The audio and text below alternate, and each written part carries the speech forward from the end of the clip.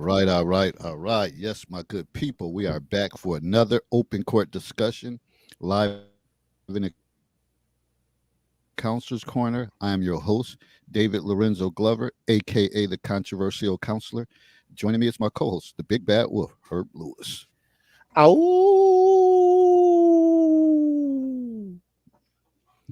All right. The panel will be what we make it. If you are ready to step out your comfort zone, please let us know. Recap from this past Monday's broadcast, Voices and Views. We held an open forum where we had some in depth conversation about the upcoming election.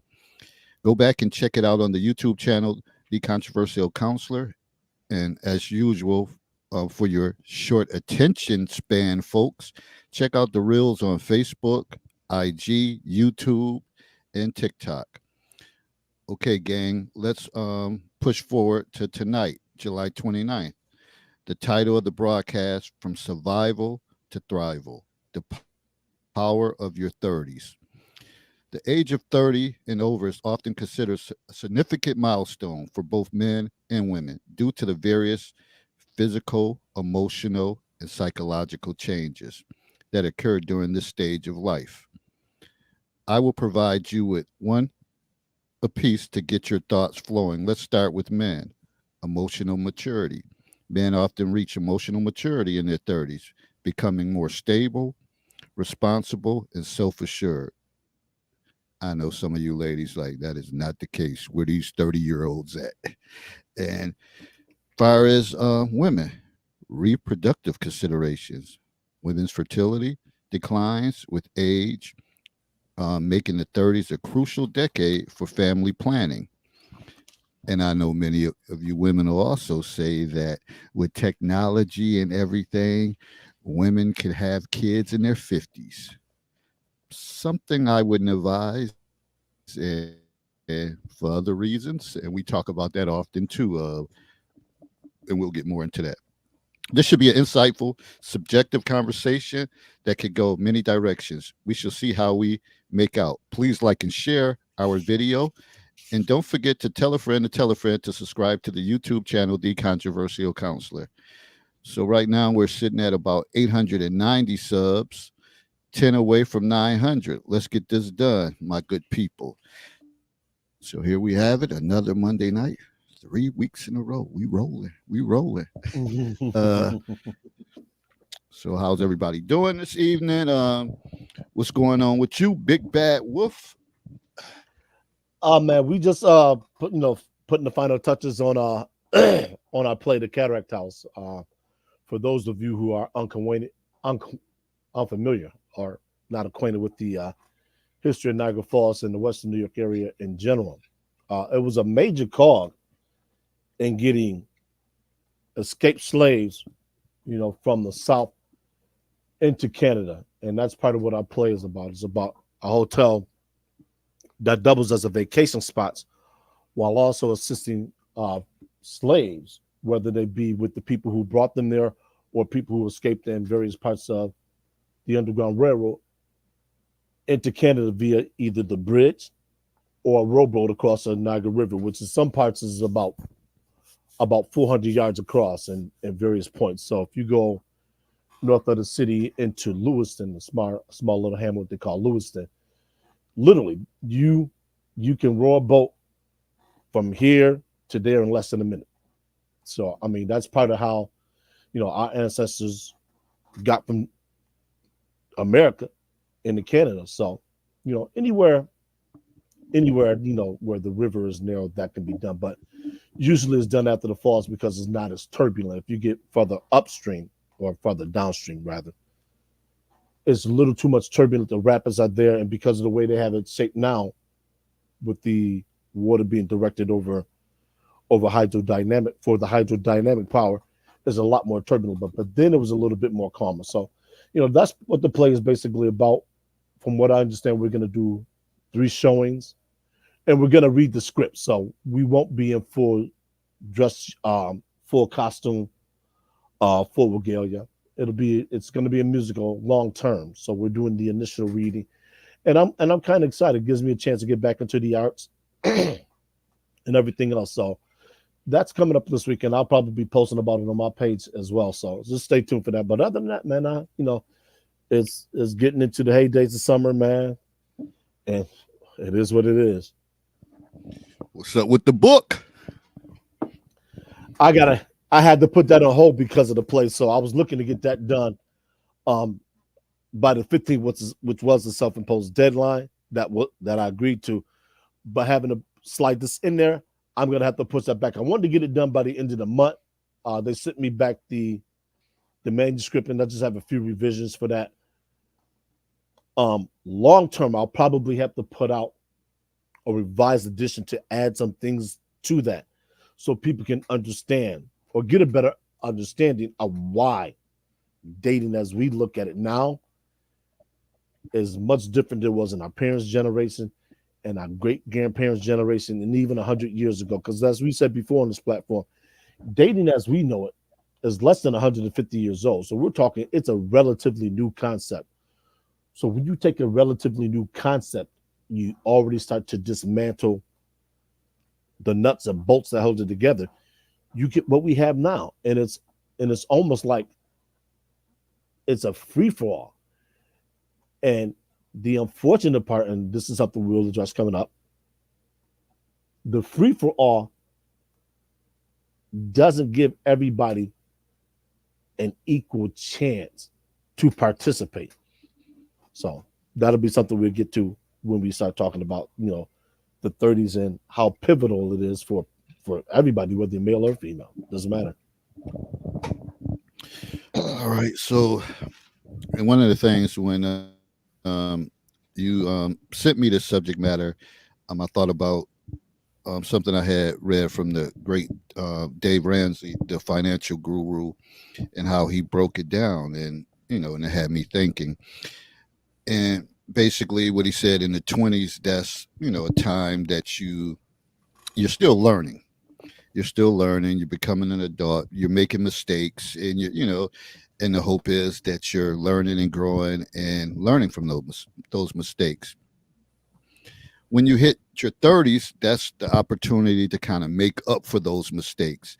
But at the same time, now you're establishing some stability on the job, you know, job wise, maybe even having some career advancements and getting and maybe in a stable relationship.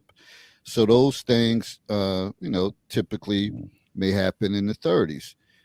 40s, that's when you should kind of already have a craft and start mastering it and pretty much painting your own ticket. Like if you had one company, one job, uh, and that's not working out for you, you have enough experience and time on the job or just overall life experiences that you can relocate, move to the next job, whatever the case, because you didn't master it. But that only works for people who kind of have it set up that kind of the same things going on, like they're not all over the place. A lot of times, again, we talk about the 20s and people making mistakes. Sometimes that filter into the 30s, and then you still have people in the 40s that's bouncing all over from job to job. They never have no consistency at, so they always had jobs, but never no type of like careers or anything. So, but in the 40s, you should be mastering that. In the 50s, that's when you should be kind of trying to live the good life. Like you kind of put in your work. Now you may start thinking about what's next. Uh, Start thinking about potential retirement and other endeavors that you want to accomplish. Before your passing. So you're moving into your second phase of your life. So but you pretty much should have done well at your jobs, got some time in and ready to move forward. 60s, you might take on more of a mentoring role, like helping out the young people, giving your advice, telling people I had 30 or 40 years into this and this is what I did, and kind of kind of patching up things for people who may have some shortcomings. But also we know this too in this generation, sometimes those 60-year-olds, the younger generation don't take that feedback uh with gratitude or appreciation, whereas we were taught, and the OG is talking, and they're they're legit, got good credibility. We were all ears to try to figure out, like, okay. And we always appreciated uh their lectures or their conversations, or just to be able to have their attention, and if they were giving us that time. Nowadays, it's not the case, unfortunately, and that's not all. Some kids do gravitate to, because basically people our age, we like storytellers, like to tell stories, and that's how we learn. We have people telling us stories, and that's how we learned in school, connecting all the pieces together. But you can't, when you try that approach with these kids, they're like, oh, here we go with the back in the days stuff, and they really kind of tune it out. And why y'all always talking about this or that? It's not the same time. And they just rude.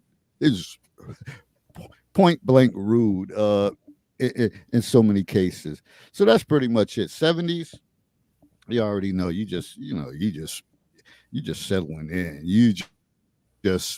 You living life, and still, hopefully, you're mobile, getting around, enjoying your family, um, grandkids, and but then again, uh, in this day and age, shit, you're a grandparent.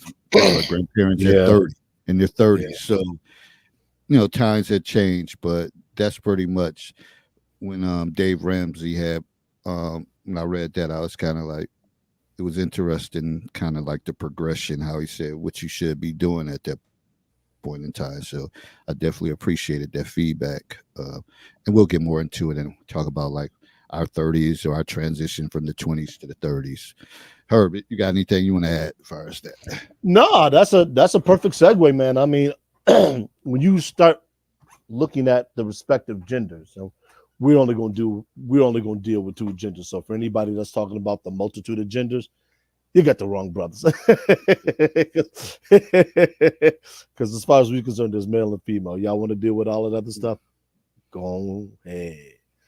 But it is, man. You figure most Americans, at least most Americans who are born here, you graduate high school 17, 18, 19 if something went wrong, 20 at the very latest.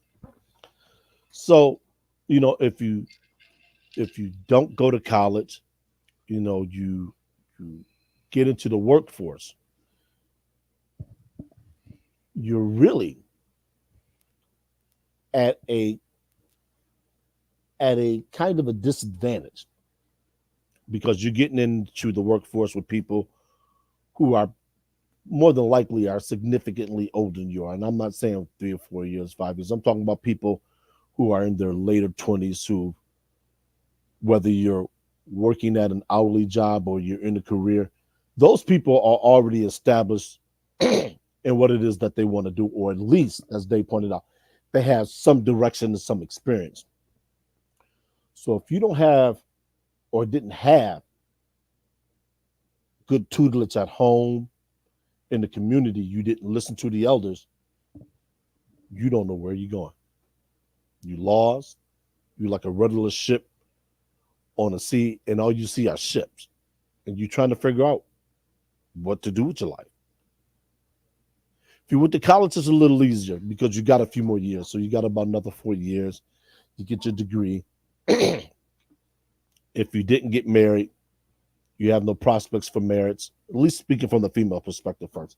You don't have any prospects for marriage. You say, I'm okay because I want to work on my degree and my career. And you do that. You get settled into your degree, you get settled into your field, and you're doing well financially, mentally, you're okay. But now you say you're looking for a man to pair up with to have kids. The only problem is you find there's a lack of men who meet your criteria for what you want. Now you're up against your biological clock. For most women,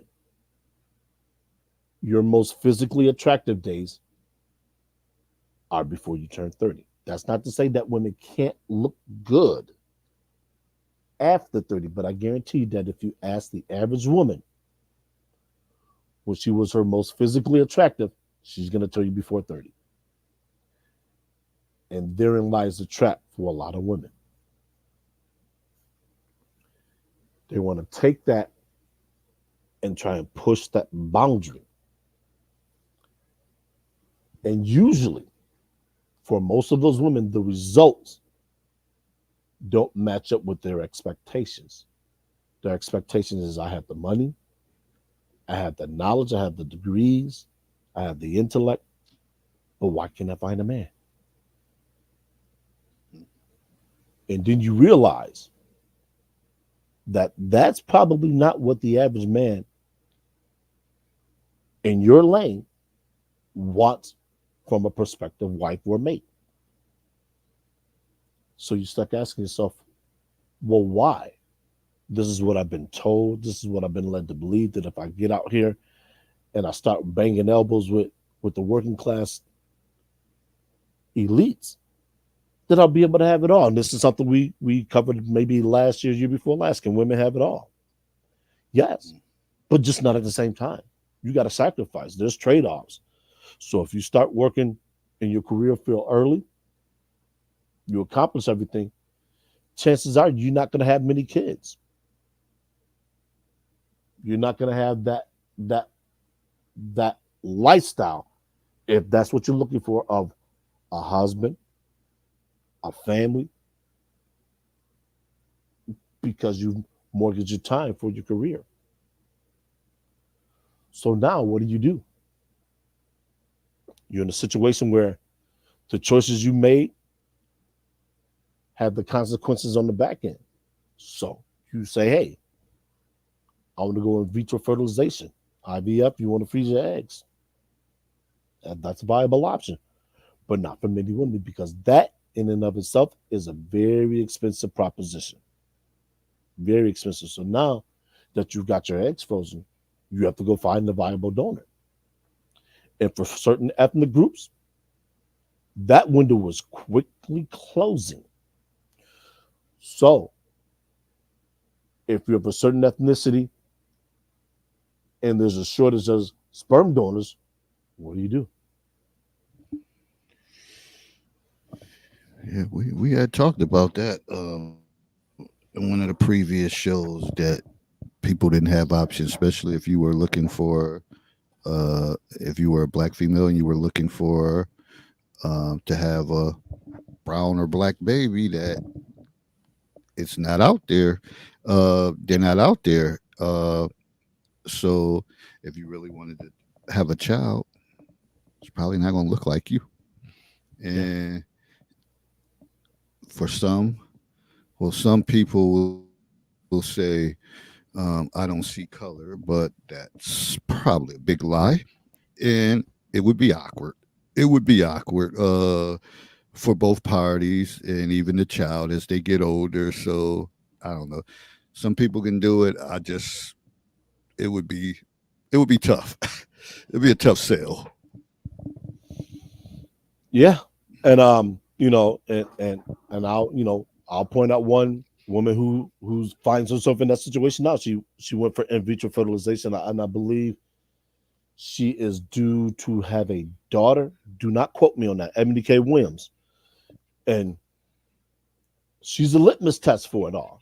She's well to do, has a lawyer law degree. I don't know if she's practicing law, but she's board certified. She's in the public eye, but she went through a lot of men, and she wasn't able to find one that met her standards. And when she did, she got out of step with that man, and that man was just like, "Hey, look, I already have a family. You don't matter that much." And that's when she got the awakening. She didn't want to date down, which is every woman's right. You've done all the work, you built yourself up to a certain point where you should be able to command the man that you want. The only problem is the higher a woman goes up the corporate ladder, the less options and choices she has, if She's not willing to date down, and many women don't want to. It's the price that you pay for engaging in that path to productivity. Is it fair? Who am I to say? Life is what an individual makes it. So we all are the sum total of our decisions. And you make the decision as an individual woman to go chase academic success, financial success. There's a trade-off. No family, at least in the traditional sense that we used to view family, mother, father, children, to now where mother and maybe a child by in vitro fertilization, and that comes with its own perils, especially for the child.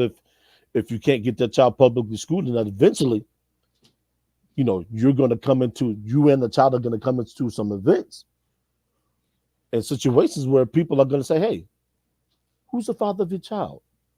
Have you ever been married?" People are curious, not necessarily nosy. People are curious. I get asked that question all the time. You don't have any kids? No. Never been married? No. It doesn't bother me, but for some women, it is a sore spot because they'll say, well, not everybody wanted to be married. Okay. Not everybody wanted to be a mother. Okay, but here you are, a woman that's never been married, but you have a child. So for some of those women, it just becomes a non sequitur statement. You didn't want to be a wife, but you have a child. And people just say, well, why didn't you just get married? Well, I didn't want to be married. Oh, okay. I'm not here to offend. I just want to get to know you. And when you start putting all these things together and you have a woman who's looking for companionship, those are questions that are going to have to be answered, whether you're comfortable with it or not. And if you're not comfortable with it, you are going to have a very difficult time just raising that child, because that resentment eventually is going to come out in the way you interact with that child. You can say it won't. You can say not me. In some way, shape, or form, no matter how well adjusted you are, that leaks out. It's almost impossible to conceal the fact that you are a single mother and and the father of that child is never going to be known to that child. So what do you do when that child starts to ask questions about Father's Day, family gatherings, picnics? Why don't I get to go anywhere with my daddy? Who is my daddy? Why not get to meet my daddy? What are you going to tell that child? There was the old Robert Harris joke about the test tube baby. We never thought we'd actually live to get to the point where that's commonplace, and now we see it. And we know children can be very cruel, whether they intend to be or not, and that's just the nature of kids. So these are all the things that at 30 becomes important for women. For men, it's a little different, and this is where we're going to transition for men. For men nowadays, whether they go to college or not, unless they don't go to college, we can take the same route we did for the women. If they get a trade, they're in a better position in terms of financial stability. But a lot of women, they're going to be mismatched with, because these women want men, quote unquote, that are intellectually on their level. So let's say this man can do HVAC. Woman's going to look at him like, yeah, but I can't sit around and talk to you about anything. I can't talk to you about politics. I can't talk to you about this. I can't talk to you about that. Meanwhile, this man is either making about $70,000 a year, which puts him in a very good economic class, or he said, well, what more do I have to do to provide for a family? So he's perplexed. So he spends all his time in his mid-20s making himself financially viable, only to be told, essentially, you're not intelligent enough for me to date. And mind you, these are women who's making as much money as he is. They're not necessarily making any more. They're just making as much money as he is.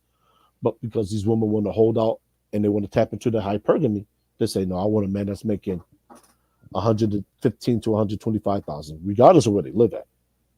This is what Kevin Samuels used to talk about all the time. And people poo-pooed him. But for a man, he's willing to date the woman that makes $30,000 because together that's $100,000 home. He can also produce viable children when he's at that age. So he doesn't have the biological clock, and men don't, relatively speaking, if he's healthy, that women do. So he's not pressed to go out and produce children like that. He still has time.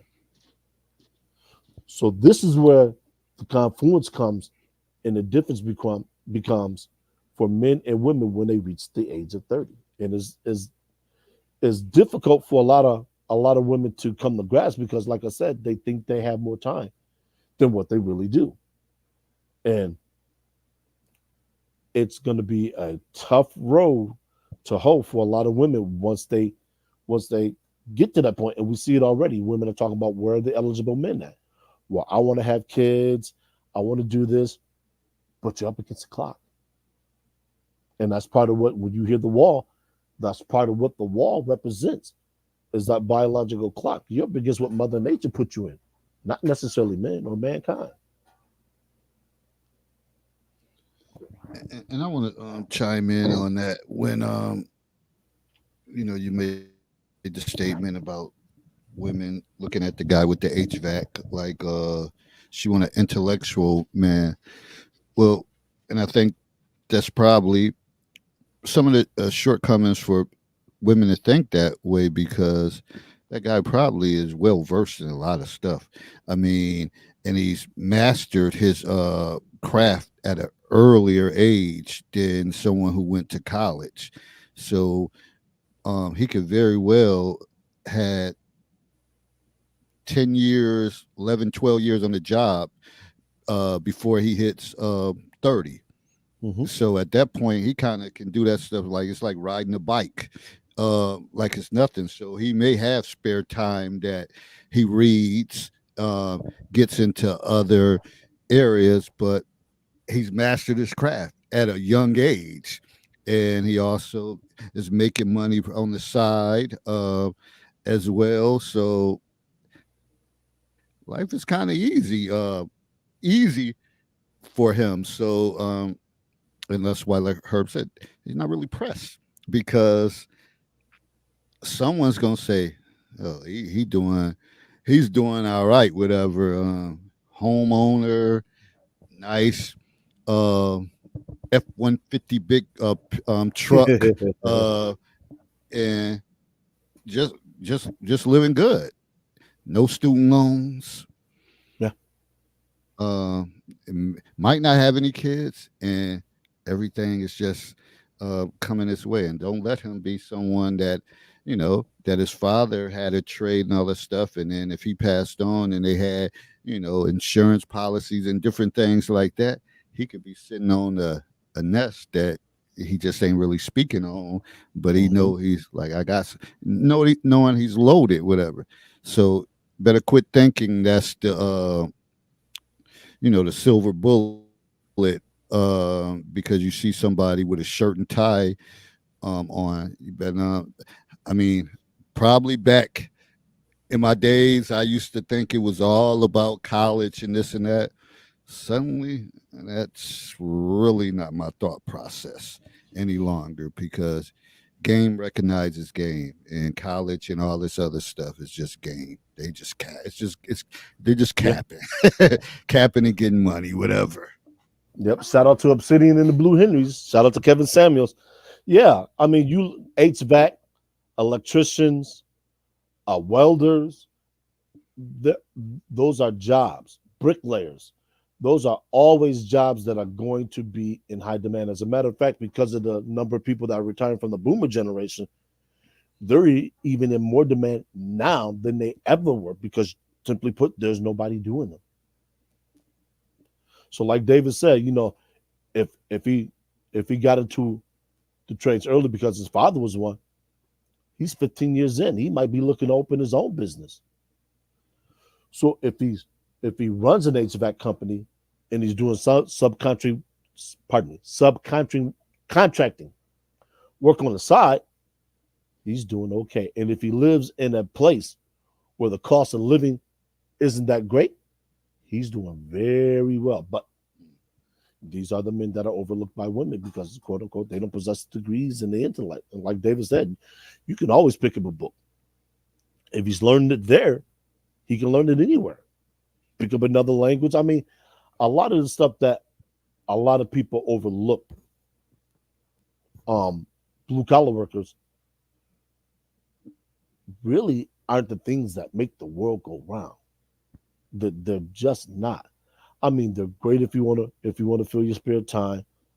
They're great if you want things to talk about. But what do you really want in your life?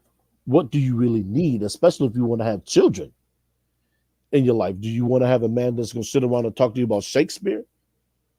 Or do you want a man when it's actually time to do something, he can put his hands in the dirt and he can get it done?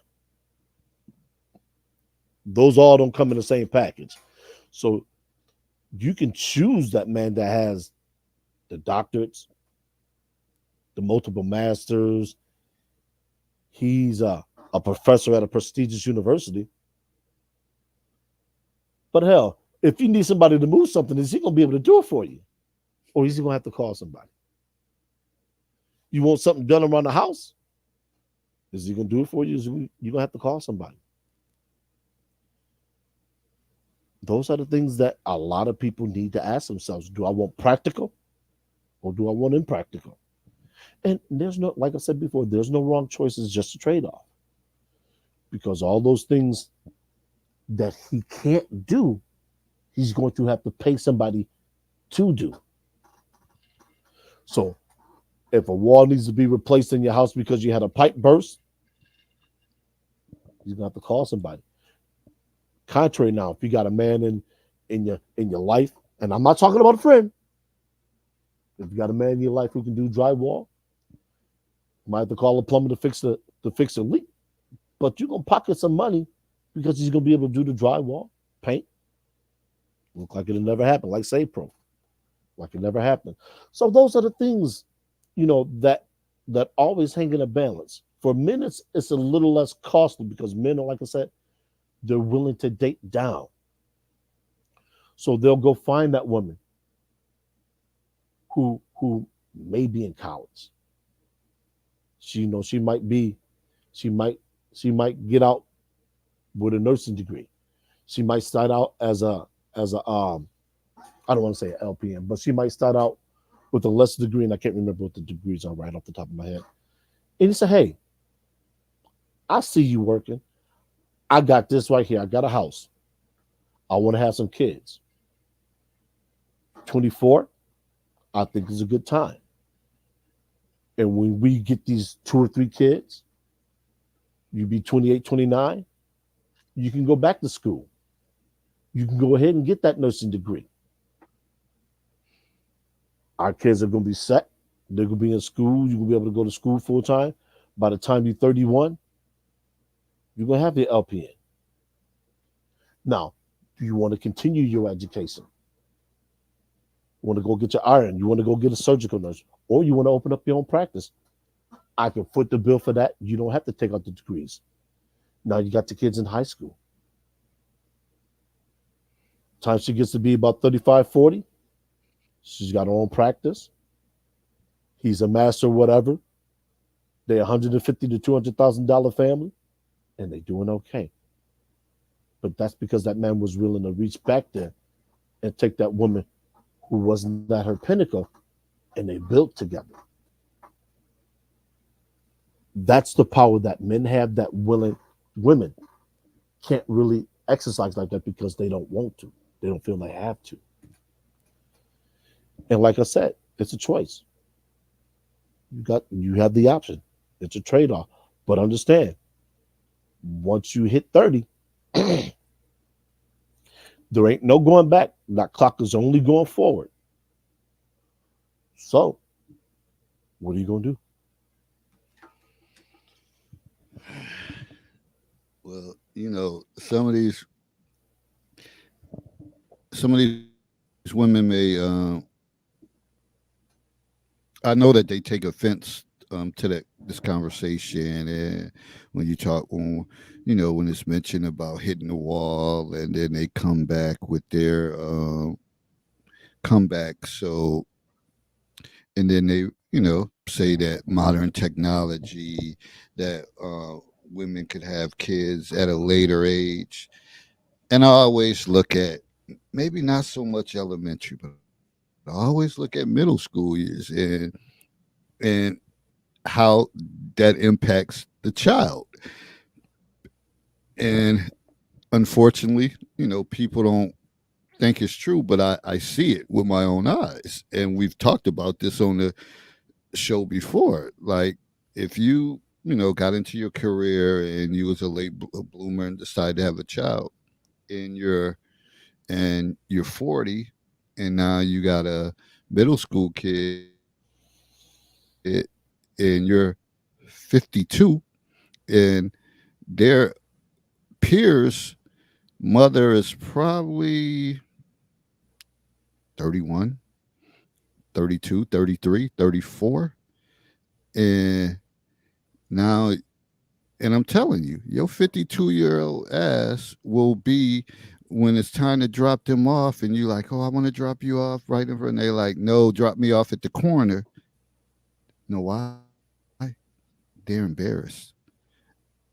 I know you don't want to hear it, but they don't want their 52-year-old mother to come up and all the kids say, oh, is that your grandmother? Or that's your granddad? Um, and the kid kind of slumbers down. And some of them might say, yeah, agree with it. And hope that y'all, and they'll tell you, and never, they'll say my dad and mom, they'll intercept mail, or they'll say my dad and mom too busy, so they're not gonna come to parent teacher conference. They're not gonna come to this award ceremony, so I can hopefully skate through uh middle school without getting teased by my peers. And then at high school, the higher you go, the less participation parents may have Yeah, um, with their kids. When they get to high school, the hope is, listen, that yeah, I know the drill. You need to stay on track. There's always going to be some that's going to be helicopter parents who like to oversee everything, but for the most, that's the hope. So the kid is hoping, like, because again, the other kids got this 28, 29-year-old mother that all the little boys is like, that's your mother? And she look good. Or drooling over her. And then there's the kid with the 52, 53-year-old. And then who knows? The father may be 4 or 5 years old. He might be like damn near 60. So it doesn't feel good to them. They love you. Don't get it wrong. Don't let's not get it twisted. They love y'all to death, but they just want to keep their family business isolated, and they don't want you coming into the school because they feel like you're old. You're too old. yeah, and the other, Sorry if y'all had to hear it like that, but that's the truth. yeah, the other thing that comes along with that is, let's say you're an older woman, you 32, 33, and you have no plans, and I mean absolutely no plans to have a child, and you slip up.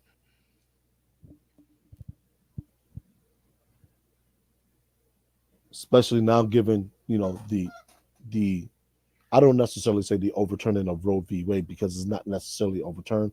What it has been is it's been sent back to the individual state. So depending upon the state you're living in will determine whether or not you can get a legal abortion.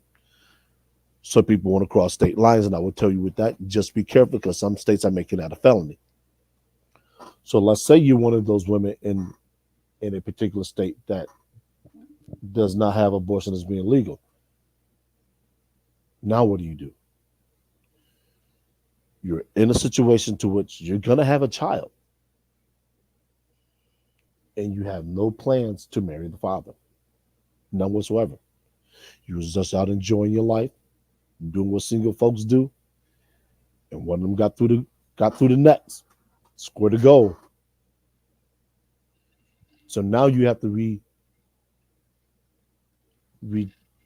reconfigure what it is that you want to do because you had no child anywhere in your plans. You had a nice little home. Your cost of living was manageable. You were handling your student loans. You was out partying as much as a person in that position is going to party. You were entertaining one, maybe two men. Those were your consistent men. You weren't out here giving the world the goods, just one or two men. And that's how you liked it. You had one that you went out with. You had one that was intellectual enough for you. Time to time, you got something done with him. And you had a man that came over and fixed things for you. And all of a sudden now, a leaky pipe got patched. So, so what do? You can't hide it. And one of those men are going to step out the picture. So you tell this man, hey, look, there's a chance you could be the father of the child. Child? What child? Thought you was on birth control. Well, I was, and it failed. Well, I don't want to be a daddy. It's an unfortunate circumstance that a lot of women find themselves in, and a lot of older women do find themselves in that position. And like David said, that's why you have mothers of high school students, or mothers and fathers of high school students who are in their early to mid 50s, and you doing the math, you saying, wait a minute, when did you get pregnant? I was 32. Okay, wait a minute. You were 32. You out here engaged in an activity. You know that can lead to pregnancy. You said, yeah, but I was on birth control. Well, what kind of birth control? It doesn't matter. It failed. And it doesn't have to fail for everyone. It only has to fail for a select few people. And it's those select few people who live with the regret of being in a situation like this. Not that you don't love the kid, like David said. The kids love you. You love the kids. You just don't want to be in that situation. Now you have to deal with the midnight feedings, the diaper changing. You're praying like hell that the man steps up, regardless if y'all have to co-parent. You're saying, look, I don't want any support from you. I can handle it on my own. I just want you to help me raise our child. Guy's like, I got two of my own. I wasn't trying to have another one. And all of a sudden, now the tears start to fly. I can't believe you're going to leave me like this. Well, we talked from the beginning that we didn't want kids. You agreed, I agreed. We took the necessary precautions, and they failed. So it wasn't like I'm deceiving you. It wasn't like I was just trying to hit and run. So he says, nah, I'll send you money. I'll do whatever, but I already got two kids who are, in their junior and senior years in high school. I don't want to go through the diaper thing again. I don't want to have to go through all this. It's a really jacked up situation, but it's going to happen more now than it has in recent years because of, like I said, the overturning of Roe v. Wade. And that's only in certain states. Certain other states, it's going to be business as usual. Now, I was listening to a podcast today, and I can't remember the woman's name. Let's see if I can.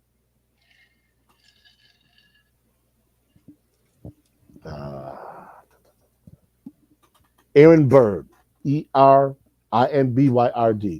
and she was talking about, maybe this is going to put a lot of this feminism in check.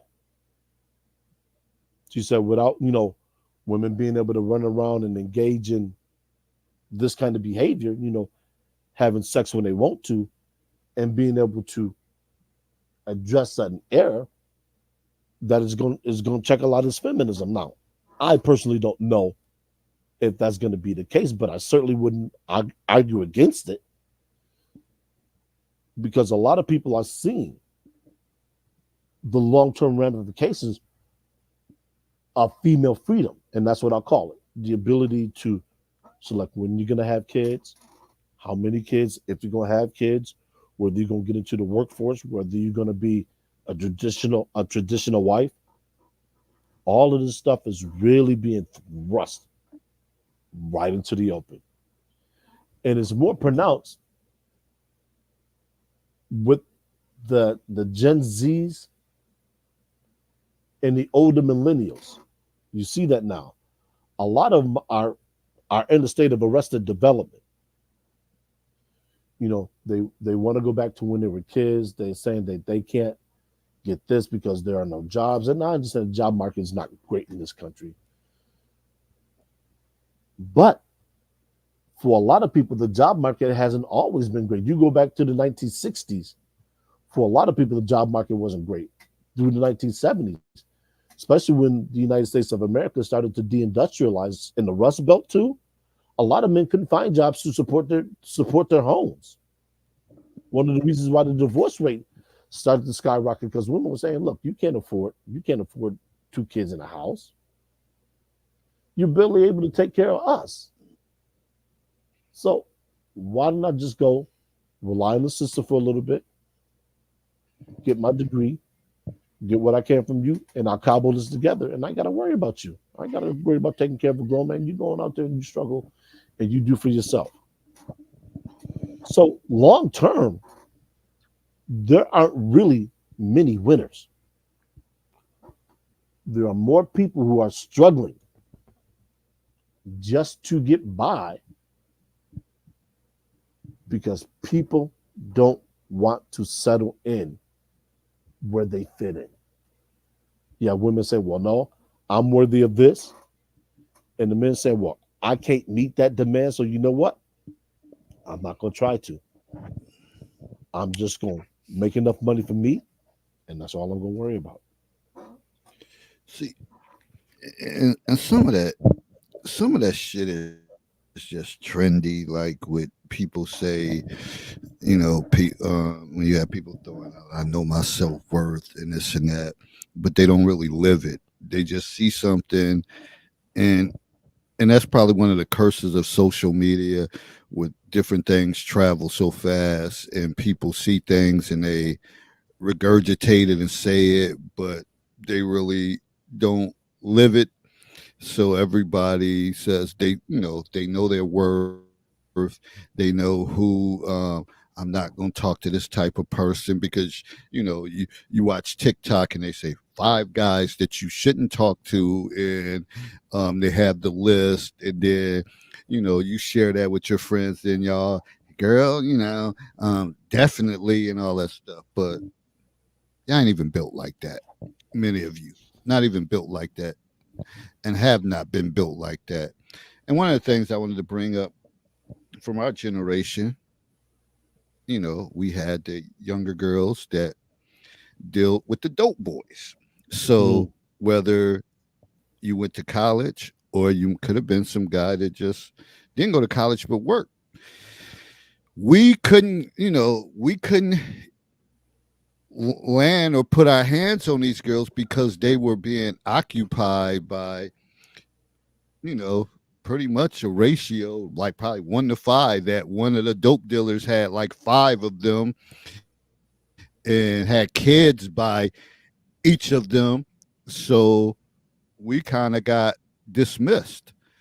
"Boy, you broke, you don't make enough, or you in college, so I know you broke." And but it's always interesting when the tables turn. When the tables turn and Melvin ass in and out of jail and needing you to do this and that off of your um, bullshit ass job, and you had that guy that was in college or the guy who's been working, but now he's a manager or whatever the case is, and y'all run into each other, and you like you step into them, and they looking at you like, wow, like wow. I used to have a big crush on you. I remember I tried to talk to you when I was in college, but you shot me down.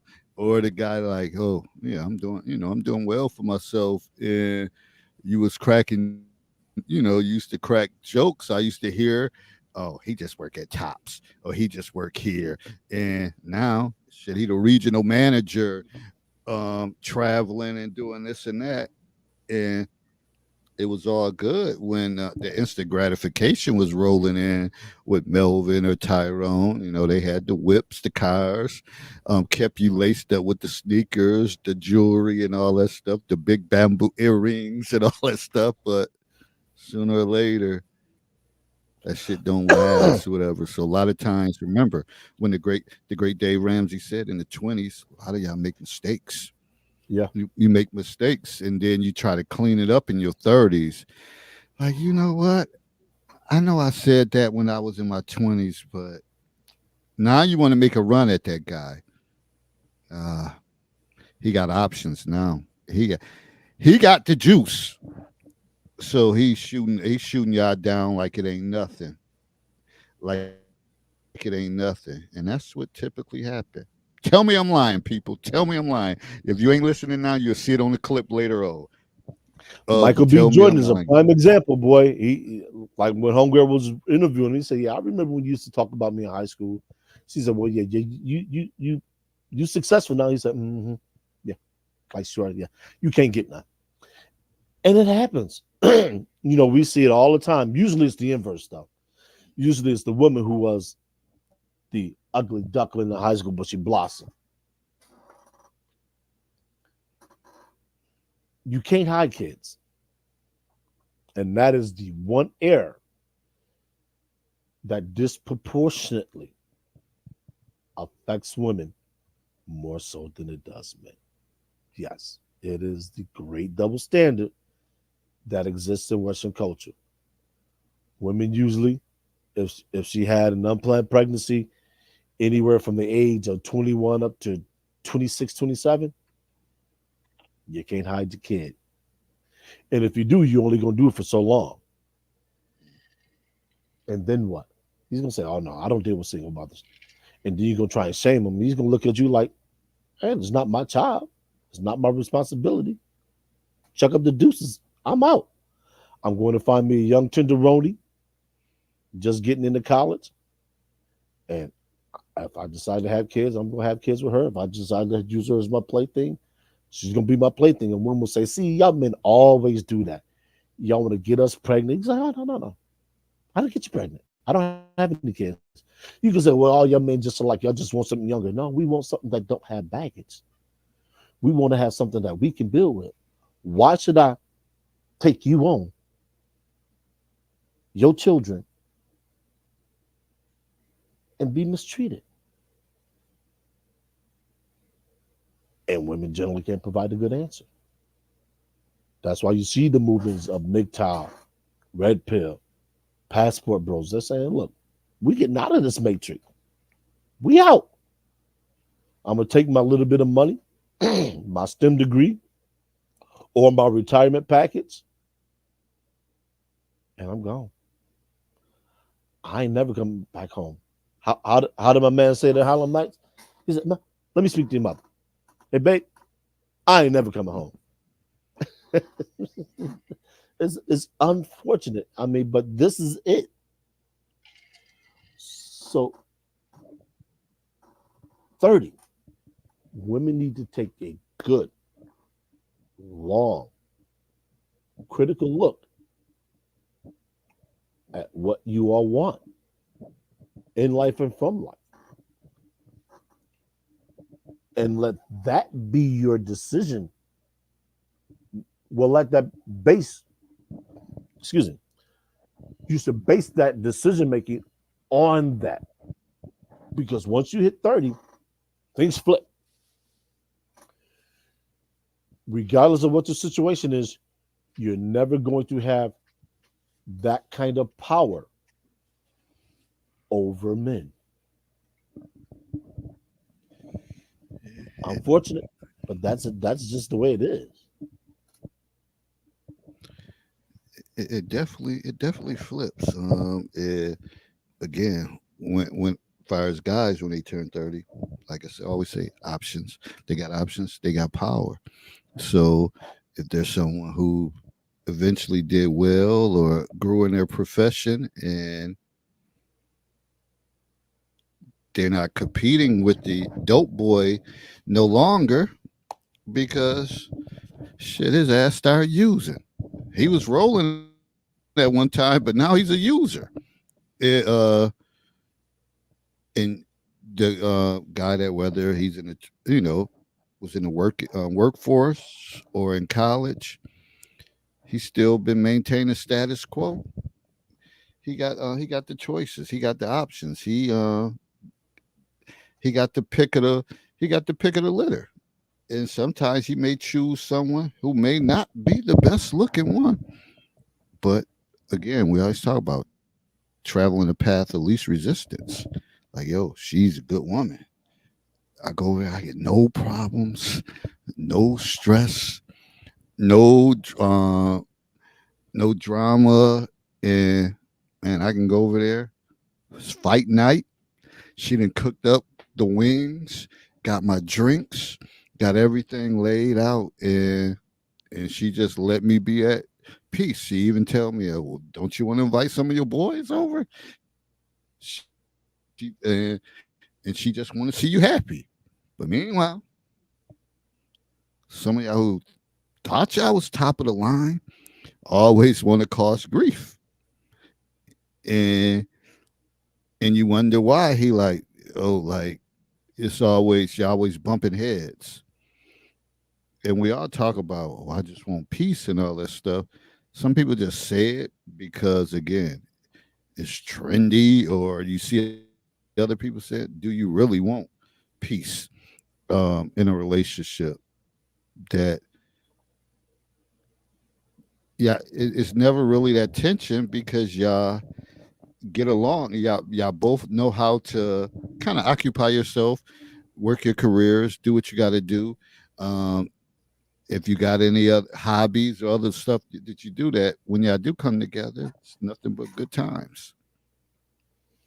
How many people could say that happens?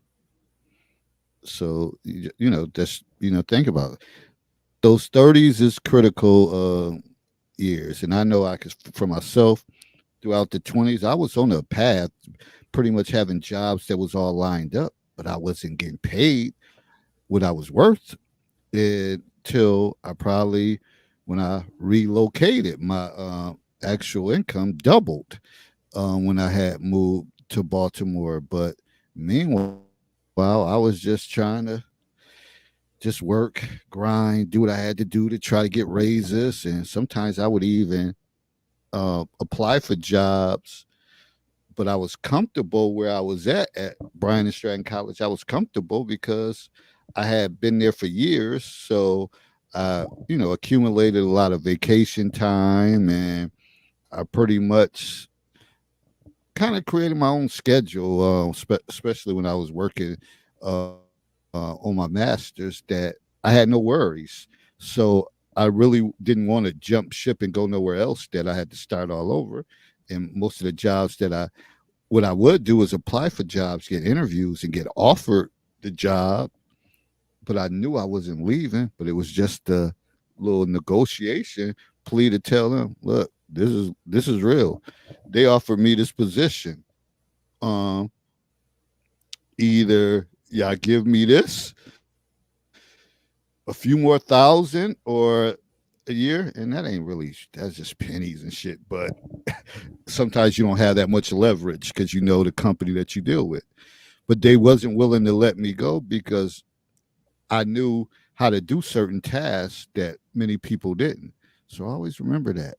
Remember that if you get a if you learn a skill, it ain't for everybody to know, Right. and you hold on to that.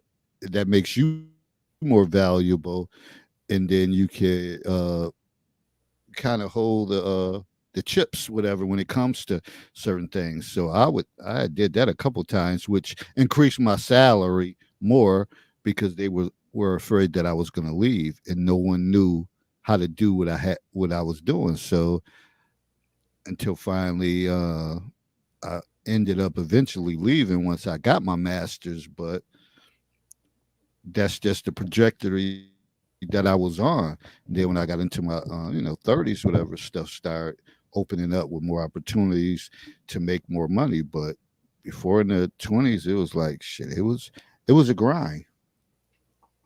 It was a grind.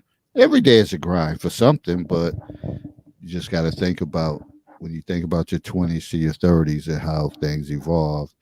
Um, I kind of had a steady progression doing the same thing. So I was always like in a career type of thing. So it kind of worked out for me as far as that. And relocation is a big it's a it's a big topic because I know a lot of women, depending on their circumstances and their situation, they they may not be as apt to relocate as men. Men will relocate for a lot of different reasons. Men will relocate for, like you said, a better paying job, change of scenery. Once a woman gets set and she likes her job, she likes her coworkers, she likes the career she's in, and her career trajectory is kind of set,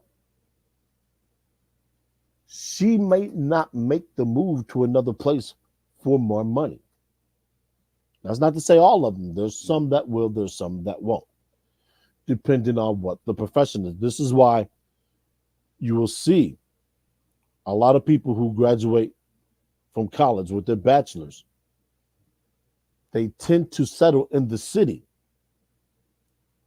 that they graduated in, especially if it's a big city.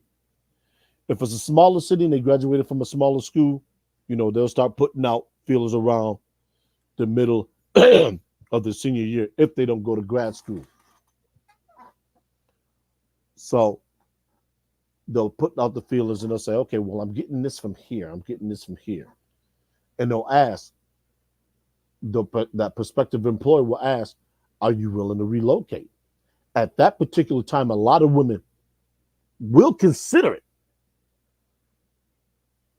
if everything matches up. So they'll go there a couple days, they'll ask around, and they'll say, you know what? I don't like the area. The area doesn't have enough this, it doesn't have enough that. I'm going to look somewhere else. And it happens.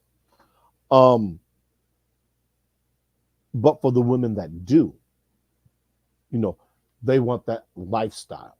They want that nightlife. They want the access to men who are not only upwardly mobile, but for men who are already established in their careers, who are making the kind of money that's going to give them the lifestyle that they want while they establish themselves in their careers. So let's say you take a woman who who's in a teaching profession.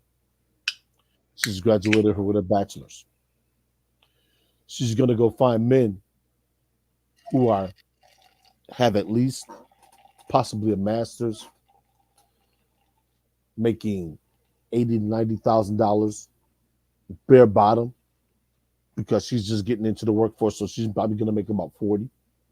She's going to say they can provide me with the kind of lifestyle that I don't have to worry about. So I can take my time doing this. I can take my time doing that. That's when women are more than likely to move. But if you catch a woman 10 years in her career and she's making about 70,000, she's not moving. She's like, no, I don't want to move. And that becomes a sticking point.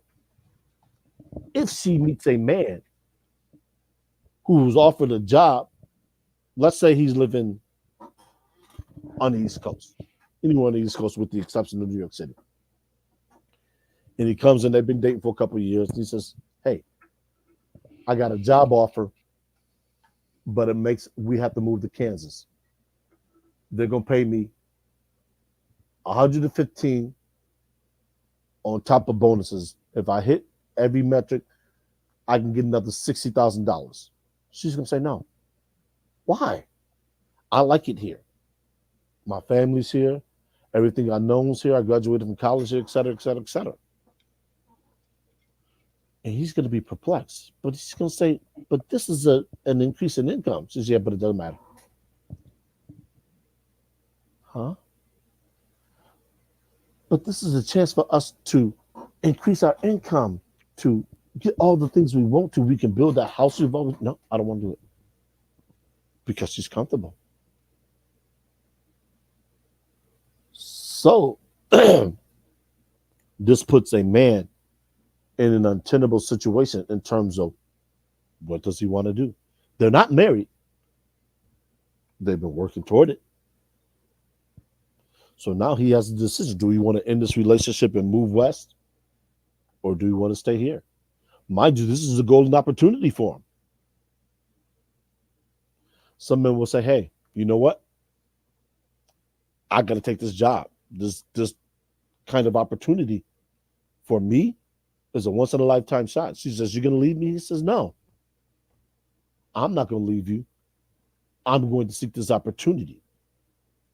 You can stay here or you can come. The choice is yours. And she's going to be stunned. She's going to say, but everything that the echo that I want is here. Everything that I need is here. Everybody I love is here. He's going to say, babe, I understand. But my destination, my future is in Kansas. If you don't want to come, I understand. But I have got to go. And that's where that 30 comes in. She said, well, I can make it on my own. I'm doing okay. I progressed in my career. Now I got my master's. I'm earning 75 just like you were. Go ahead.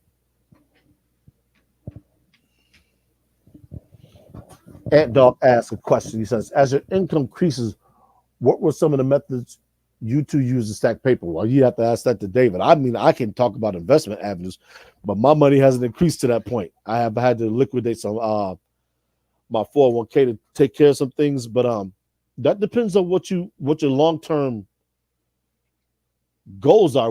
Are you looking to?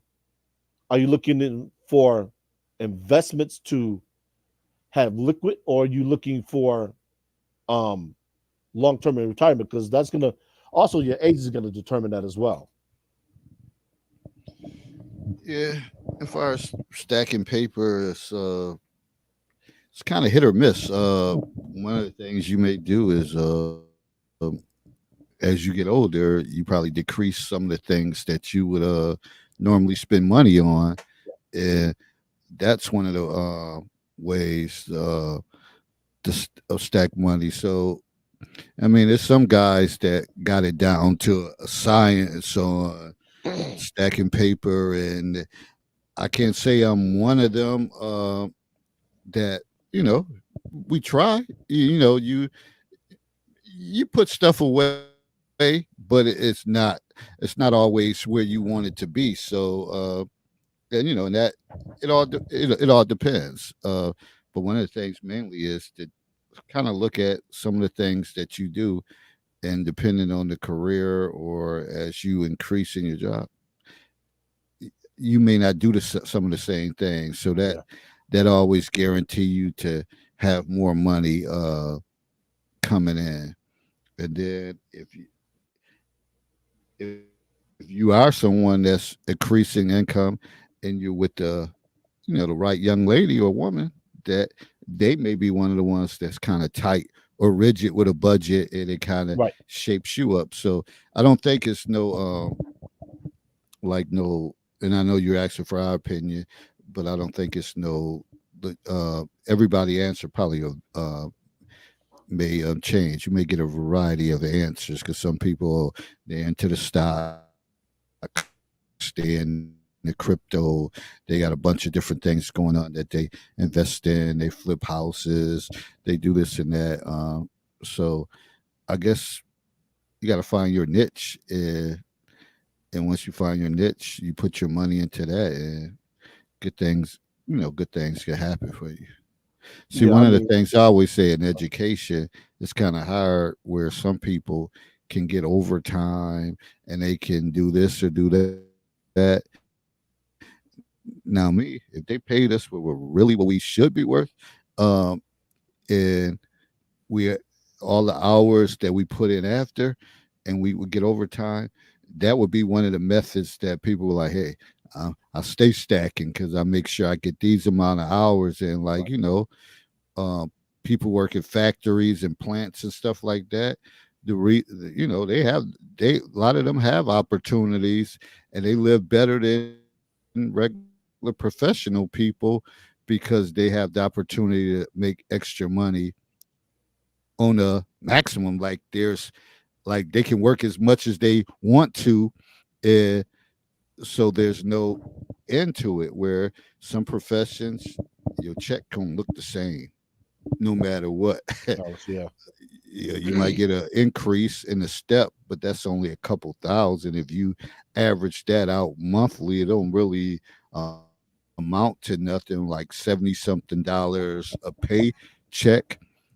It's about having that opportunity to make extra money in whatever profession you're in, like healthcare, nurses, and people like that. Some of them, they eat well because they know how to set up their schedule. Like, oh, I'm gonna work a bunch of doubles here, and then I got a couple days off. I'm gonna take those days off. I'm gonna recharge. Then I'm gonna do this. Some people, again, I think it just depends on the job that you work, and having that ability to make extra money while you're doing it. You got a decent salary, but the ability to make extra money is key into fire stacking paper. yeah. Well, like I said, your age, your long term goals, and what you're doing now. For instance, when I asked that, do you have a company sponsored 401k? Um, if you do, maximize your contributions there. Then start looking into some markets such as gold. I would Gold is always a safe bet because it's one of those things that if you have in your portfolio, it doesn't fluctuate. Gold and silver are precious metals or gems. So you can also look into buying stocks that pay you back dividends, so you can reinvest those dividends into other avenues. So let's say you have a stock. I think Apple's now paying out dividends. Let's say you have stock in Apple and they pay you back dividends. You can either reinvest in acquiring more stocks there, or you can go buy more stocks in something else. Um, T bills is for the very well to do. Uh, Government bonds, you that's another short term turnaround to where you can invest and get some liquid back in case you need to have quick access to money. So let's say you're married and you have kids with fluctuating costs. You want to be able to have the ability to take money out in case you need it. That way you don't have to mortgage anything, so you don't get caught in the financial bind. I'm not completely sure what your economic situation is like, but all those things are really going to factor in. So, like David said, if you have somebody in your squad who can set you up a budget that you can adhere to, you can start putting all up additional money, disposable or discretionary income, depending on how you do things, into investment avenues. So, like I said, stocks, precious metals, um, uh, bonds, whether they're munis or short term, any of those any of those investments. What I would also encourage you to do is speak to a tax preparer, because if you own property in some states, you can write off home improvements. You can claim the taxes on that as well, and also incorporates itself if you're doing things where you can claim certain things on your taxes at a lower your threshold. So I mean, there's all kinds of ways that you can play with your income, you know, to get more money to invest. But a lot of that stuff is going to depend on what your long term goals are. And without being able to speak to you personally, it would be hard to give you um pinpoint advice for what you want to do. All like I said, sit down with somebody that does finance for a living with your money. Say, look, this is what I make for a year. These are what my goals are, because what your goals are going to determine how you attack that thing. That's what I was talking about when I said about the women being 30. If 30 is that demarcation line, when you get there, what do you want things to look like? It's the same thing with investing. If I want to have $2.5 million by the time I hit age 65, well, then I have to start making moves. I have to start everything that I do has to put me on a path to reach that point. If it isn't, get rid of it. And it's the same thing with women. If you're looking to have marriage, your masters, one, maybe two kids by the time you're 30, then you don't have any time to waste. Graduate high school at 17. Get your master's at 23. If you don't have a husband by the time you're 25, it puts those two kids, being a wife and a husband, at a very high chance of failing. Because most women that I know of, and I know quite a few, aren't just going to randomly select a guy to start having kids with when they don't have them and have everything in front of them and they can see that road to success. They're not going to mess that up. And that's why it becomes important for women. And we talked about this, why do women shit test men? Why do women do things as men? Because they want to know that the decision that they're making is the right decision for them. I don't begrudge women that. I think every woman should do that. But understand the trade-offs that come with that. So if she can't do that and she can't get those ducks in a row, she's going to be chasing. And that finish line comes up very quickly. And you can't hide from it. You can't push it back. Only thing you do when that finish line comes is to step across. And if you don't have everything else set up, you may never finish that race. And what I mean by that race is the kids, the husband, and the family. At least not by 30. Because face it, like David said earlier, you don't want to be that woman that's 41 dropping off a high school student, especially a middle school student. You don't want to.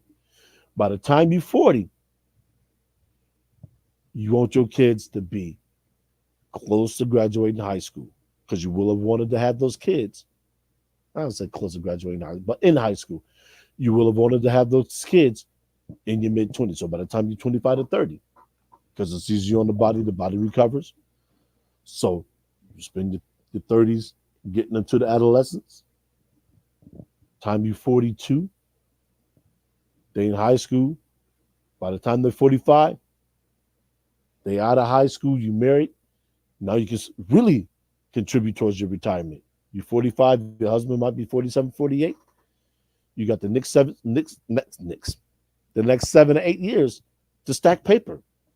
You're young enough to go on vacation.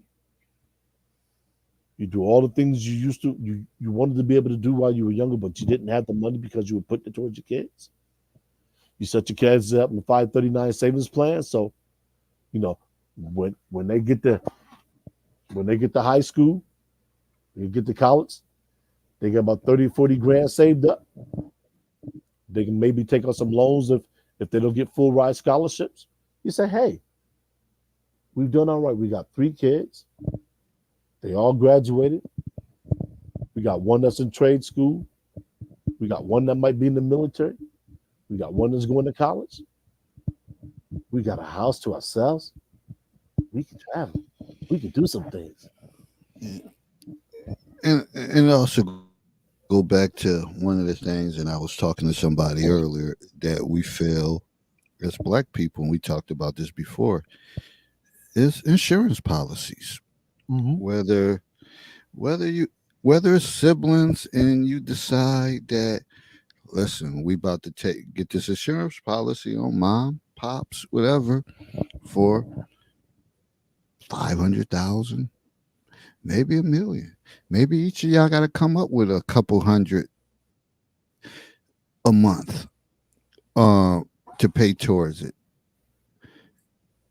That's how other people grow and build and able to set up their children and stuff for the future, where they have down payments or are able to get a house. They don't do it just when we talk about playing fields. It's not like we all start off at a job and they're getting it because you're spending your money differently, but we all get paid the same thing. They have a nest that they're already sitting on, so they're able to go out and purchase a home where we as black people, we don't. No one has insurance policies or whatever the case is. So that's why you see the GoFundMe's and things of that nature. So we always going to be at a deficit, and not all white people have policies, but when you think of some of the ones that do, they're ahead of us already because of that. Um, and we don't maximize our income or work together to say, hey, we're family. This our moms or our dad. If we get this, then eventually we know that, eventually that they're going to pass or whatever the case is, but we can continue on living off their legacy, and that can help further generations. We don't worry about that. Worry about having these funerals, getting T-shirts that say "Rest in Peace," and living life like that. While other people, other races, yeah, they seem to be always about business. We carry on for so long with the process, but other races seem to be about business. Okay, mom and dad passed. We gonna do this. We're gonna do that, and business as usual. A couple days later, and us, we just keep dragging and dragging and dragging stuff on, but and question like, oh, they didn't have a policy. You know damn well they ain't had no policy. So now you got to look at and reach out for other sources to help you do this. We got to do better as far as that. It's all about the future. It's all about making things easier for the next generation. We don't Yeah, always do that.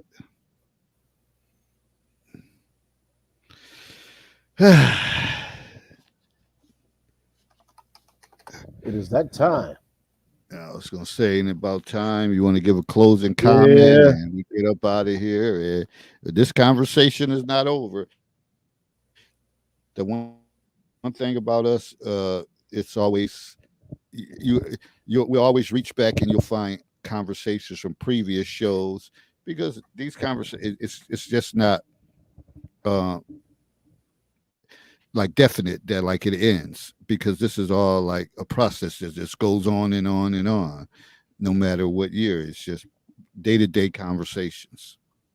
But go ahead, drop your talk, closing comment. 30, man. Tronte, as the French would say.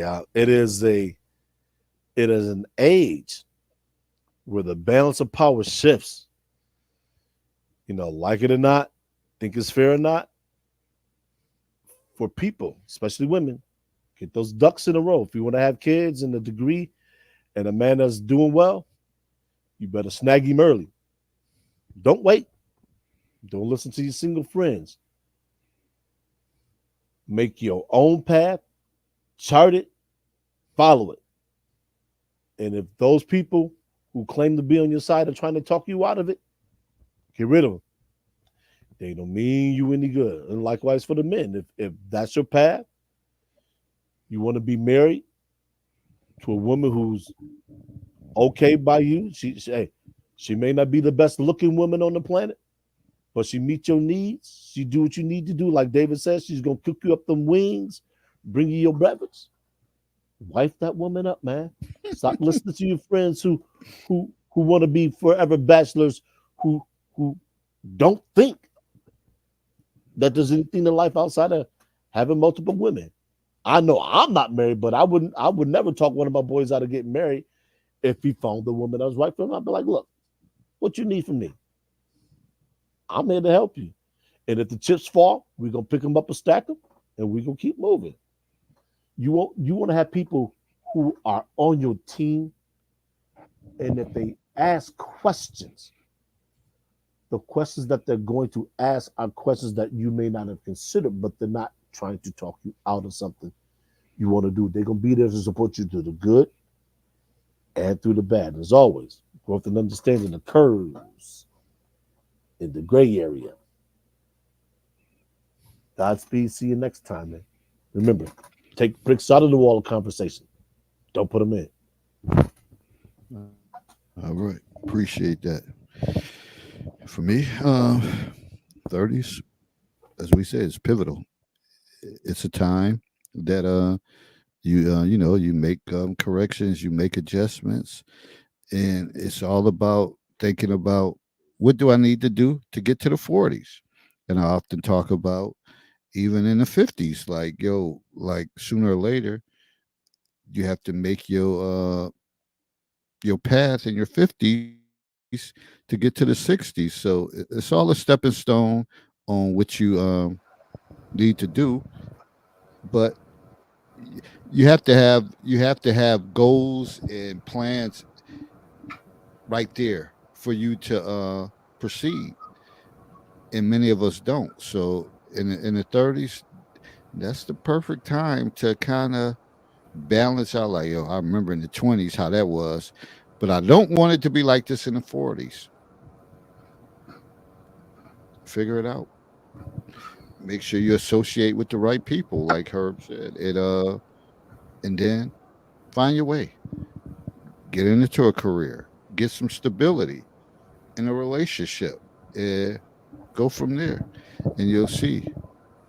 The bottom line is, if you think about it, consistency is what it's all about. If you're consistent in certain avenues, you'll crack that shell and things will work out in your favor. So, with that said, we out. On to the next one. See y'all next time. Everybody have a great week. Stay cool, stay hydrated, and be well. Because I know down here and be more, this weather about to get fierce uh, these next few days or next week or so. I seen something on the news the other week. It's like 108, 108. Like that shit just uncomfortable, nasty, irritating weather. So make sure you stay hydrated. Make sure don't be out there. If your ass 500 pounds and you walking up and down the street and you got no resource to help you, you need to be somewhere where you can get some air and just be mindful because that's a heat wave and that's the type of shit that could take you out. And if you got pets and all that stuff, make sure you take care of them as well too because it's real. Just like if it's too cold, sometimes it gets too hot. And we got a lot of things going on in this world that create a lot of heat. So just be mindful of that. All right, good people. I'm out. On to the next one. See y'all next time. Peace. And thanks everybody who tuned in.